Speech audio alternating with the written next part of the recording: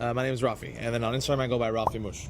The amount of content that you've been giving to the younger people, to people in general that want to start in social media, it's just great. Your tips are actually valuable. But what made you get started into social media? What was that point in your life where you were like, you know what, I can't be doing the dealership anymore. I have to start creating something new. It's funny actually. That point wasn't to get away from the dealership. It was actually to do better at the dealership. So there was a point in time where I started doing videos for the dealership, and it was working out. And then I had a bunch of problems with a personal relationship, ex-girlfriend, all that stuff. So that became a problem. So I deleted the page. And then a year later, I was like, you know what? This is stuff that I used to be able to do, get used to it.